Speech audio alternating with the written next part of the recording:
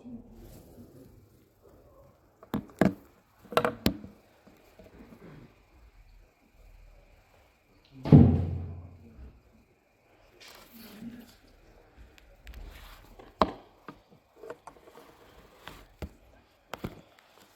اللہ الرحمن الرحیم الحمد للہ رب العالمین والعاقبۃ للمتقین والصلاة والسلام علی رسولہ محمد وآلہ وصحبہ اجمعین اما بعد فاعوذ باللہ من الشیطان الرجیم بسم اللہ الرحمن الرحیم هو الذي جعل الشمس ضياء والقمر نورا وقدره منازل لتعلموا عدد السنين والحساب ما خلق الله ذلك إلا بالحق يفصل الآيات لقوم يعلمون إن في اختلاف الليل والنهار وما خلق الله في السماوات والأرض لآيات لقوم يتقون إن الذين لا يرجون لقاءنا ورضوا بالحياة الدنيا واطمأنوا بها والذين هم عن آياتنا غافلون أولئك مأواهم النار بما كانوا يكسبون إن الذين آمنوا وعملوا الصالحات يهديهم ربهم بإيمانهم تجري من تحتهم الأنهار في جنات النعيم دعواهم فيها سبحانك اللهم وتحيتهم فيها سلام وآخر دعواهم أن الحمد لله رب العالمين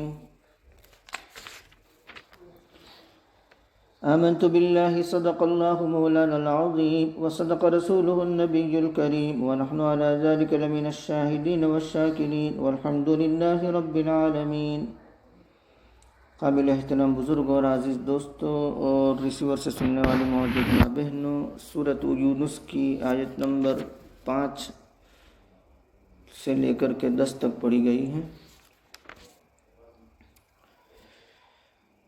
پہلی آیت میں اللہ تبارک و تعالی نے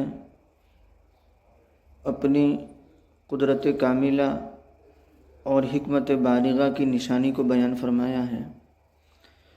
اصل میں یہ آیت تفصیل ہے پچھلی آیت میں جو اجمال آیا اس کی، یعنی پچھلی آیت میں بہت اختصار کے ساتھ اللہ تبارک و تعالی نے اشارہ فرمایا، اس آیت میں اسی اختصار کی تفصیل ہے۔ پچھلی آیت میں اللہ تبارک و تعالی نے فرمایا تھا ان ربکم اللہ الذی خلق السماوات والارض فی 6 ایام ثم استوى علی العرش یدبر الامر، تمہارا رب اللہ تبارک و تعالی جس نے آسمانوں اور زمینوں کو پیدا کیا 6 دن کی مقدار میں، پھر عرش پر مستوی ہوا، وہ امر کی تدبیر فرماتا ہے۔ اور اس کے بعد انہ یبدأ الخلق ثم یعیدہ لیجزی الذین آمنوا وعملوا الصالحات بالقسط، اس میں معاد کو بیان کیا گیا ہے، آخرت کو بیان کیا گیا ہے، یعنی مرنے کے بعد دوبارہ زندہ ہونے کو، اور دونوں گروہ کو جو بھی سزا یا جزا ملے گی اس کو بیان کیا گیا۔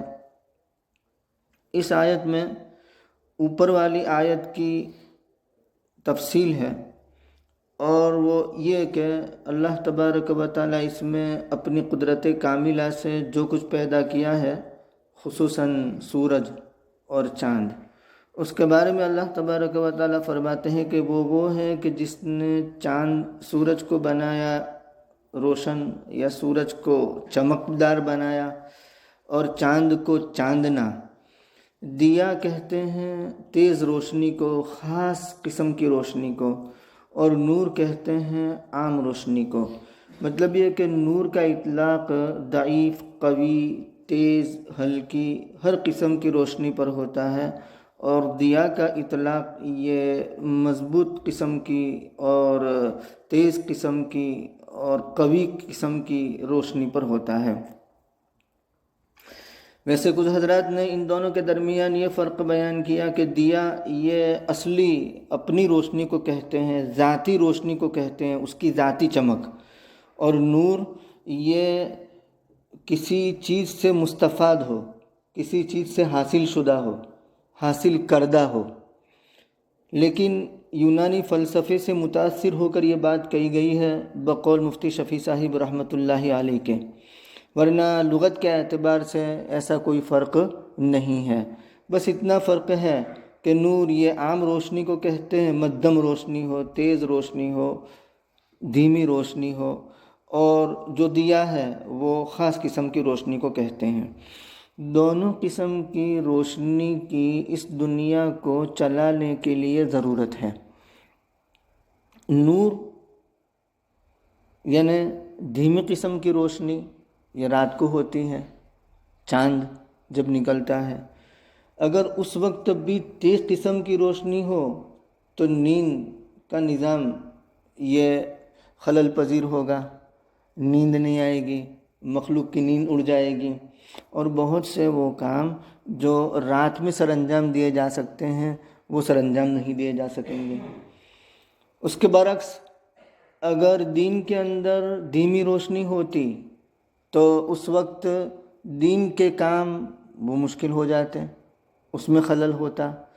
تو دنیا کے کاروبار کے لیے اور دن بھر میں جو کام سر انجام دیے جاتے ہیں ان کاموں کی انجام دہی کے لیے اللہ تبارک و تعالیٰ نے تیز روشنی کا انتظام فرمایا، اور رات کو اللہ تبارک و تعالیٰ نے آرام کی چیز بنایا تو اس کے لیے ہلکی روشنی کا انتظام فرمایا.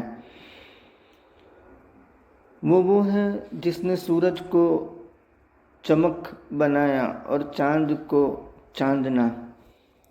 قرآن کریم کے اندر مختلف جگہوں پر سورج اور چاند دونوں کے لیے مختلف الفاظ استعمال ہوئے ہیں، جیسے تبارک الذی جعل فی السماء بروجا وجعل فیہا سراجا وقمرا منیرا، کہ اللہ تبارک و تعالیٰ کی ذات وہ ہے کہ جس نے برج بنا دیے اور سورج کو روشن بنایا، چراغ بنایا، اور چاند کو چاندنا بنایا. سورہ نوح کے اندر بھی وجعل القمر فیہن نورا وجعل الشمس سراجا، تو شمس کے لیے سراج ایک خاص قسم کی روشنی. وہ ہے جس نے سورج کو چمک بنایا اور چاند کو چاندنا اور اس کی منزلیں مقرر کی. اصل میں دونوں کی منزلیں مقرر کی ہیں، چاند کی بھی منزلیں ہیں اور سورج کی بھی منزلیں ہیں. چاند کی 28 منزلیں ہیں کیونکہ وہ ایک یا دو رات مستتر رہتا ہے، پوشیدہ رہتا ہے، اور سورج کی 365 منزلیں ہیں. سورج کی منزلوں کا حساب وہ لوگ اچھی طرح سمجھ سکتے ہیں جو ریاضی علم رکھتے ہیں یا علم رصد رکھتے ہیں یا علم فلکیات سے جو ماہر ہوتے ہیں.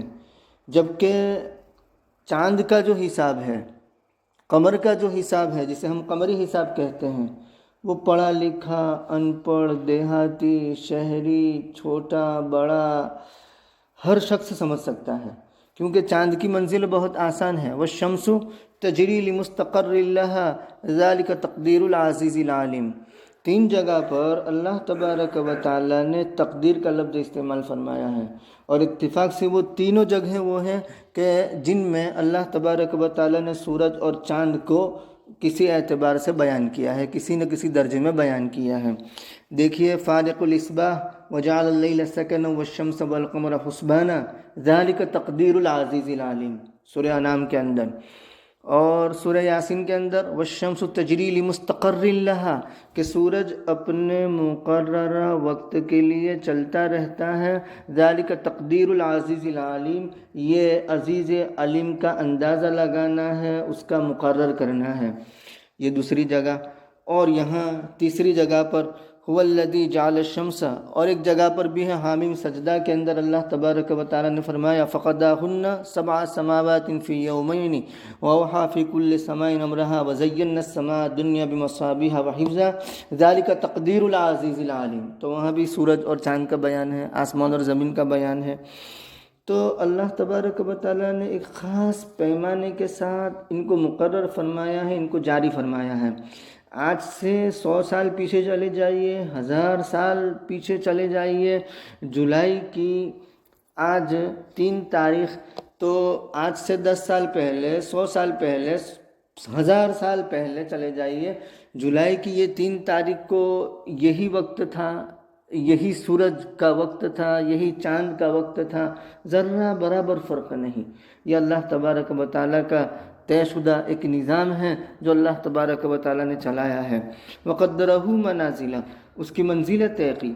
تو قدرہ ہو کی ضمیر لوٹتی ہے قرب کی وجہ سے نور کی طرف، یعنی قمر کی طرف، مطلب چاند کی منزلیں طے کی ہیں۔ مراد دونوں ہی ہیں، انفرادی طور پر دونوں مراد ہیں۔ سورج کی منزلیں بھی مقرر کی اللہ تبارک و تعالیٰ نے، اور چاند کی منزلیں بھی طے کی اللہ تبارک و تعالیٰ نے۔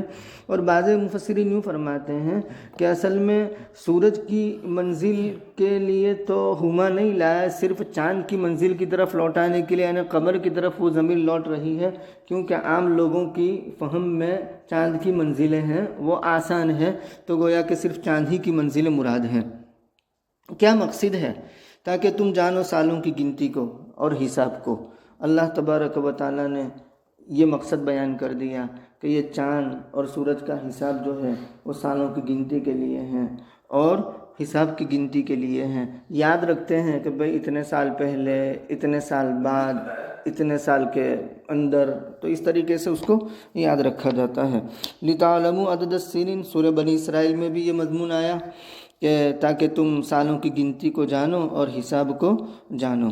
مَا خَلَقَ اللَّهُ ذَلِكَ إِلَّا بِالْحَقِّ، اللہ تبارک و تعالیٰ فرماتے ہیں اللہ نے نہیں پیدا کیا اس کو مگر تدبیر کے ساتھ، یعنی ابس پیدا نہیں کیا، بیکار پیدا نہیں کیا۔ وَمَا خَلَقْنَا السَّمَاوَاتِ وَالْأَرْضَ وَمَا بَيْنَهُمَا لَاعِبِينَ، ہم نے آسمان اور زمین کو اور جو کچھ ان کے درمیان میں ہے اس کو بیکار پیدا نہیں کیا، بلکہ اس کے پیچھے بڑی حکمتیں ہیں، بڑی مصلحتیں ہیں۔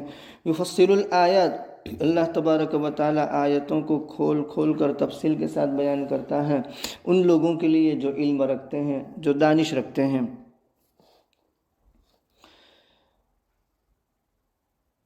ہمارے مسائل کا جو حساب ہے وہ قمری حساب، مطلب یہ کہ زکوٰۃ قمری حساب سے، روزہ قمری حساب سے، حج قمری حساب سے، اسی طریقے سے عدت یہ قمری حساب سے، بالغ ہونے کا حساب کتاب جو ہے وہ بھی قمری حساب سے۔ اس لیے ہم یوں کہتے ہیں کہ اگر کسی کی 66 ایئرز عمر ہے، یعنی 66 سال اس کی عمر ہے، تو ہم یوں کہیں گے کہ شمسی حساب سے تو 66 سال بنیں گے، لیکن قمری حساب سے 68 بن جائیں گے، کیونکہ ہر 33 سال پر ایک سال بڑھ جاتا ہے۔ اور اس کی وجہ یہ ہے کہ قمری سال جو ہوتا ہے وہ 355 دن 355، اور جو شمسی سال ہوتا ہے عیسوی سن جسے ہم کہتے ہیں وہ 365 365 دن کا ہوتا ہے۔ تو گویا کہ ہر سال 10 دن کا فرق پڑتا ہے۔ اس لیے آپ دیکھیں گے کہ رمضان 10 سال آگے بڑھتی جاتی ہے، یعنی 10 دن آگے بڑھتی جاتی ہے ہر سال۔ اس کا مطلب یہ نہیں ہے کہ شمسی حساب رکھنا جائز نہیں ہے، آپ رکھ سکتے ہیں، لیکن فقہا یوں فرماتے ہیں کہ قمری حساب کو باقی رکھنے کے لیے اس کا محفوظ رکھنا یہ فرض کفایہ ہے۔ یہ نہ ہو کہ سارے مسلمان قمری حساب سے غافل ہو جائیں، ان ایک جماعت ایسی ہونی چاہیے کہ جو قمری حساب کو سمجھے اور قمری حساب کو یاد رکھیں۔ ان فی اختلاف اللیل والنہار، بے شک رات اور دن کے آنے جانے میں، یعنی رات گئی دن آیا، دن گیا رات آئی، اور وہ چیزیں جو اللہ تبارک و تعالیٰ نے آسمان اور زمین میں پیدا کی ان میں نشانیاں ہیں ان لوگوں کے لیے جو ڈرتے ہیں، یعنی اللہ تبارک و تعالیٰ سے ڈرتے ہیں، ان کے لیے نشانیاں ہیں۔ اللہ رب العزت کی توحید اور وحدانیت کی ایسی کھلی ہوئی دلیلیں جب بیان ہو گئی تو ہونا تو یہ چاہیے تھا کہ اس میں طبقہ بندی نہ ہوتی، گروہ بندی نہ ہوتی، سب مان لیتے، سب موحد بن جاتے، لیکن ایسا ہوا نہیں۔ توحید اور وحدانیت کے دلائل بیان کیے جانے کے باوجود مخلوق کے 2 طبقے ہو گئے۔ ایک طبقہ وہ ہوا کہ جس نے اس پر توجہ نہیں دی، اس پر دھیان نہیں دیا، اور گویا کہ نظر انداز کر دیا، اگنور کر دیا، اور اس سے کوئی سبق نہیں لیا، اس کو ایک نیچرل تھنگ سمجھا، قدرتی چیز سمجھا، اور کہا کہ بس چلتا ہے، اس کے پیچھے کسی کا کوئی ہاتھ نہیں ہے۔ کہ اس پر انہوں نے کان نہیں دھرے، توجہ نہیں دی۔ اور دوسرا گروہ وہ ہے کہ جنہوں نے اس کی طرف کان دھرے، توجہ دی اور مومن ہو گئے، اللہ کو ایک ماننے والے بن گئے۔ تو ان دونوں کا بیان ہے اگلی آیتوں میں۔ بے شک وہ لوگ جو ہمارے لقاء کی امید نہیں رکھتے، یعنی ہم سے ملنے کی امید نہیں رکھتے، اور امید نہ رکھنا تو اپنی جگہ پر، وَرَضُوا بِالْحَيَاةِ الدُّنْيَا، دنیاوی زندگی پر راضی ہو گئے، اور راضی ہونا بھی اپنی جگہ پر، صرف راضی ہونا نہیں، وَاطْمَأَنُّوا بِهَا، اس پر مطمئن ہو گئے۔ بابر بعیش کوش کہ عالم دوبارہ نیست، اے بابر مزے کر لو کہ یہ دنیا دوبارہ ملنے والی نہیں ہے، بس جو کچھ ہے وہ یہی ہے۔ کل ہمارے ایک دوست ہیں، رات کو عشاء کے بعد اس سے ملے اور بات کر رہے تھے۔ ان کے ایک دوست ہیں، انہوں نے کسی مطلب یہ ہے کہ مسلمان ہی ہیں، شادی کی جس عورت سے، وہ ایک علاقے کی ہے۔ تو وہ دوست ان سے یوں کہنے لگے، وہ بیچارہ کہتا رہتا ہے جو ہمارا دوست ہے ان سے، کہ بھائی نماز میں آؤ، جمعہ پڑھو، عید پڑھو، نہ جمعہ کے نہ عید کے نہ رمضان کے نہ روزے کے، کچھ بھی نہیں۔ ان کی زبان سے یہ کلمہ نکلے، وہ مجھے سنا رہے تھے، کہنے لگے کہ کچھ بھی نہیں، بس یہ دنیا ہے جو کچھ ہے، اس کے بعد کچھ بھی نہیں ہے۔ میں نے میرے دوست سے کہا کہ بھائی ان سے کہو اپنا کلمہ پڑھے اور ایمان کی تجدید کرے، ایمان رینیو کرے، اس سے تو ایمان سے خارج ہو سکتا ہے۔ بس دنیا ہی کو سمجھ لیا ہے، دنیا ختم ہو جانے کے بعد دوبارہ زندہ ہونا، یہ تو ہمارے عقیدے کا حصہ ہے۔ ہم بچپن میں مکتب کے اندر جب پڑھتے ہیں تو پہلی کلاس میں ایمان مجمل، ایمان مفصل آتا ہے، اور ایمان مفصل کے اندر جو 7 چیزیں بیان کی جاتی ہے اس میں ایک چیز ہے کیا؟ والبعث بعد الموت، والبعث بعد الموت، یعنی موت کے بعد اٹھنا۔ اور قرآن کریم کی کتنی آیتیں اس پر شاہد ہیں کہ موت کے بعد الیہ مرجعکم جمیعا، الینا مرجعکم، کتنی بار اللہ تبارک و تعالیٰ نے اپنے کلام پاک میں فرمایا ہے۔ لیکن وہ صاحب کہتے ہیں کچھ نہیں ہے، بس جو کچھ ہے وہ یہیں مزے اڑا لو، باقی سب خیر ہے۔ آج بھی ہے ایسے لوگ، اللہ حفاظت فرمائے۔ بے شک وہ لوگ جو ہمارے لقاء کی امید نہیں رکھتے اور دنیاوی زندگی سے راضی ہو گئے اور اس پر مطمئن ہو گئے، اور وہ لوگ جو ہماری آیتوں سے غافل ہیں، کیا ہے ان کا ٹھکانہ؟ اولئک مأواہم النار، ان کا ٹھکانہ جہنم ہے، ان کے کرتوت کی وجہ سے۔ اصل میں یہ ہے تو منکرین کے لیے، کافرین کے لیے، لیکن ہم مسلمانوں کا جائزہ لیں تو مسلمانوں کی بھی حالت اس سے کچھ ممتاز نہیں ہے، کچھ دیگرگو نہیں ہے، کچھ مختلف نہیں ہے، تقریباً ایسی ہی حالت مسلمانوں کی ہے۔ اگرچہ وہ زبان سے ایسا نہیں کہتے، لیکن ان کا عمل، ان کا ایٹیٹیوڈ، ان کا طرز، ان کا لائف اسٹائل یہ بتا رہا ہے کہ جیسے یہاں کافرین کا بیان کیا گیا ہے کہ دنیاوی زندگی سے راضی رہنا، اس پر مطمئن ہو جانا، اور سب کچھ یہی ہے، اس کے بعد کچھ نہیں ہے۔ ان الذین آمنوا، اس کے مقابلے میں دوسرے ایمان والے جو موحد ہو گئے، ان نشانیوں کو دیکھ کر کے اس پر ایمان لے آئے، توحید پرست ہوئے۔ بے شک وہ لوگ جو ایمان لائے اور نیک کام کیے، ان کا رب ان کو پہنچا دے گا ان کے ایمان کی وجہ سے، یعنی رب ہدایت دے گا، مطلب یہ کہ ان کو جنت تک پہنچا دیا جائے گا۔ حدیث میں یوں آتا ہے کہ اہل جنت اپنے جنت کا راستہ دنیا میں ان کے گھر کے راستے سے بھی زیادہ پہچاننے والے ہوں گے۔ یعنی ہم میں سے ہر شخص اپنے گھر پہنچتا ہے، وہ راستہ گم ہوتا نہیں ہے، ادھر ادھر بھٹکتا نہیں ہے، سیدھا اپنے گھر پہنچ جاتا ہے۔ تو دنیا میں جیسے اہل دنیا اپنے گھروں کے راستے سے واقف ہوتے ہیں، اس سے بھی زیادہ واقف وہ اپنے جنت کے راستے سے ہوں گے۔ اللہ ان کو جنت تک پہنچا دے گا۔ تجری من تحتہم الانہار، ان کے نیچے سے نہریں بہتی ہوگی، نعمتوں والے باغات میں وہ عیش کر رہے ہوں گے۔ اللہ ہم سب کو نصیب فرماوے، اور پہلا جو طبقہ ہے اللہ اس سے ہماری حفاظت فرماوے۔ دعواہم فیہا، ان کا دعویٰ، یہاں دعوے سے مراد وہ نہیں جو مدعی کرتا ہے کسی حریف کے سامنے، بلکہ یہاں دعوے سے مراد وہ ہے کہ ان کا مطلق کلام یا ان کی دعا، ان کی دعا یہ ہوگی سبحانک اللہم۔ اگر دعا کا معنی کرتے ہیں تو سوال یہ پیدا ہوتا ہے کہ وہاں تو اہل جنت کو ساری چیزیں مل جائے گی تو دعا کرنے کی کیا ضرورت ہے؟ اس کا جواب یہ ہے کہ وہاں اہل جنت کو بے شک ساری چیزیں بن مانگے مل جائے گی، خواہش کے مطابق مل جائے گی، لیکن سبحانک اللہم کا کلمہ صرف تلفظ کے لیے ہوگا اور اظہار عبدیت یعنی عبدیت اور بندگی کو ظاہر کرنے کے لیے ہوگا، یہ نہیں کہ وہ کسی چیز کے محتاج ہیں۔ اور مفسرین یہ بھی لکھتے ہیں کہ سبحانک اللہم یہ اہل جنت کی زبان پر رہنے والا ایسا کلمہ ہوگا کہ جس کلمے کے جاری ہونے کی وجہ سے فرشتے فوراً جنتیوں کی خواہش کی چیز کو حاضر کر دیں گے اور ان کے سامنے رکھ دیں گے۔ جیسے ہی سبحانک اللہم کہیں گے فرشتے ان کے سامنے ان کی مطلوب چیز کو حاضر کر دیں گے، تو یہ تسبیح ان کی زبان پر ہوگی۔ سبحانک اللہم و تحیتہم فیہا سلام۔ تحیہ کا مطلب یہ ہے کہ آپس میں جو ملیں گے تو اس وقت تحیہ کیا ہوگا؟ جیسے ہم آپس میں ملتے ہیں سلام، تو وہاں بھی ان کا تحیہ سلام ہوگا۔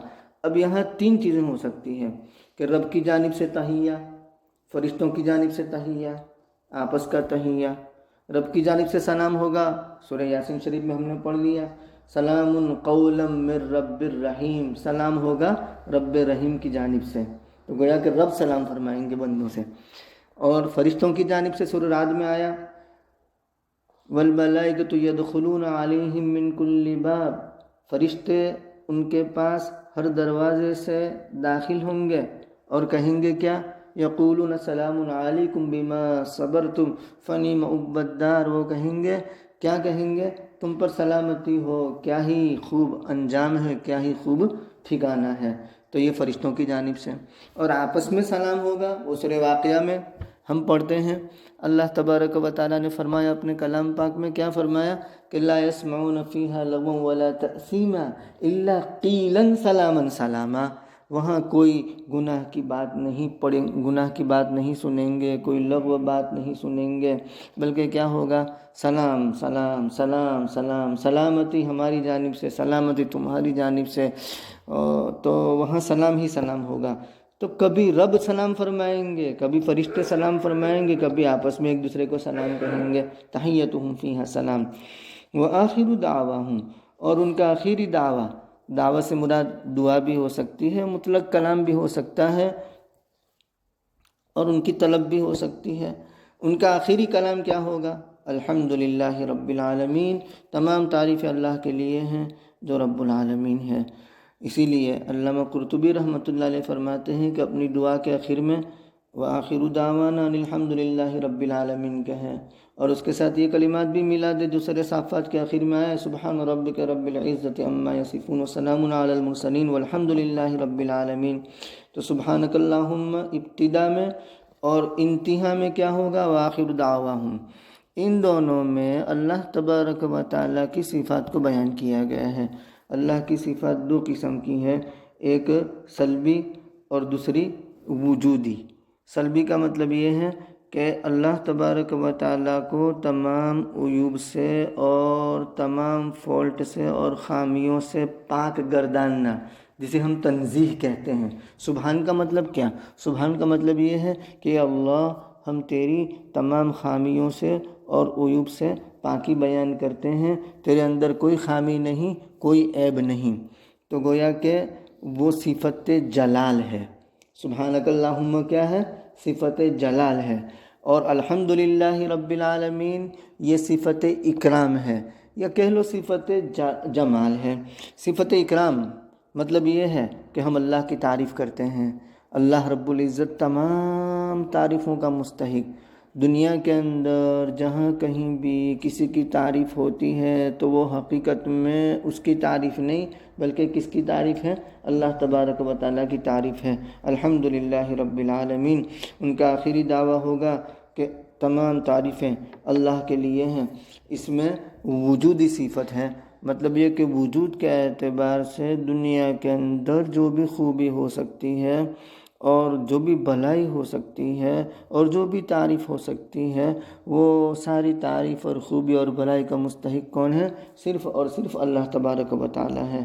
لہذا اس کا ورد بھی رکھنا چاہیے، الحمدللہ رب العالمین، یا الحمدللہ صبح شام ایک تسبیح ہو، سبحان اللہ سبحان اللہ سبحان اللہ صبح شام ایک تسبیح ہو، کیونکہ سبحان اللہ یہ صفت جلال ہے اور الحمدللہ یہ صفت اکرام ہے، وہ سلبی صفت ہے اور یہ گویا کہ وجودی صفت ہے۔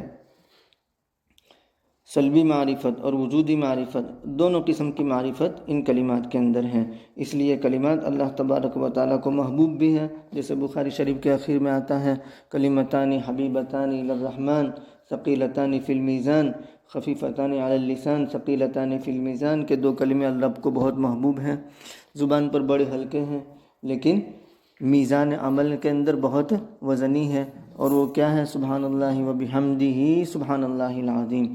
تو بحمدہ اور العظیم کے اندر وجودی معرفت ہے اور سبحان اللہ کے اندر سلبی معرفت ہے، اس لیے اللہ تبارک و تعالیٰ کو یہ دونوں کلمے بہت پسند ہیں۔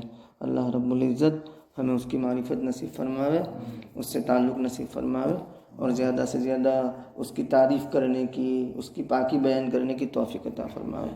سبحان اللہ و بحمدہ سبحانک اللہم و بحمدک ونشہد ان لا الہ الا انت نستغفرک ونتوب الیک۔